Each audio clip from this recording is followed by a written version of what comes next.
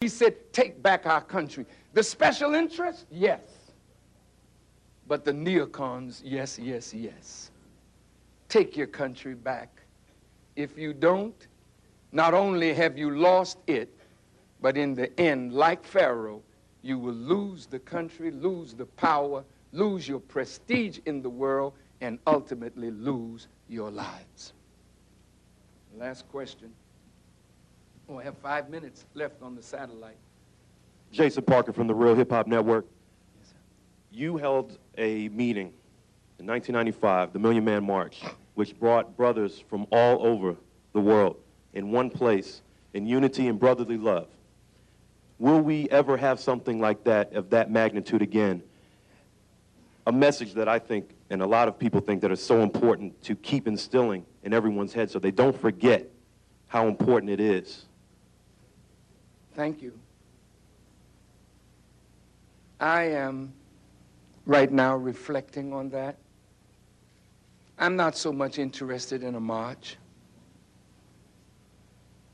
I'm not so much interested in gathering 1 million or 2 million men in one place, unless it is to direct those men to do that which will liberate our people. Unless it will direct those men to direct their dollars so we can build institutions. There's no reason for Morris Brown to close. There's no reason that we don't have hospitals and clinics across this nation to service our needs. But it is the misuse of our dollars.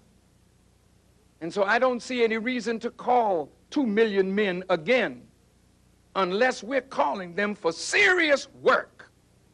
Not that we called them for the lack of serious work the last time.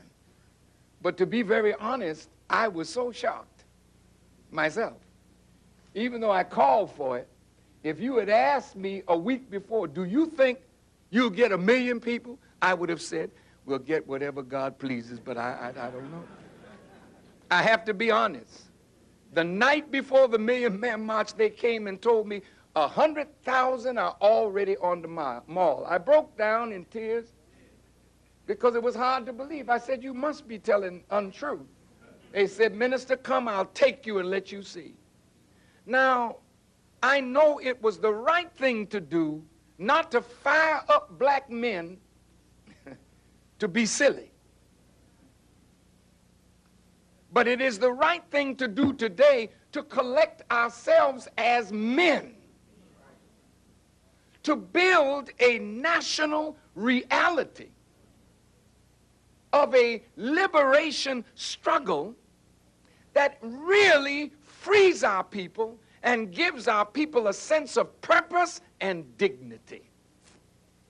I will, over the next few days and weeks, consider whether we should bring our brothers back to the mall for such a purpose on the 10th anniversary of the Million Man March. Last question. Yes, sir.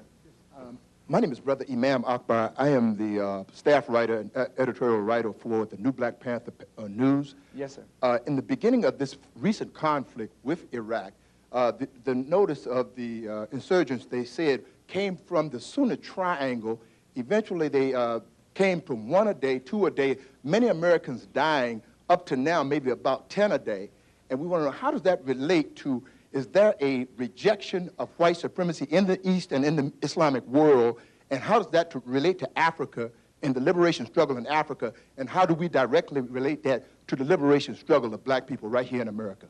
Thank you. I don't think that that which is happening in the Sunni Triangle has anything to do with a rejection of white supremacy or white rule. It's not in color. They reject an unjust occupation of their people. And I say this, that what America has done is unite Sunni and Shiite who have been separated for 1,400 years. And now they're not waiting, they're taking the fight to the American soldiers. They're now shooting mortars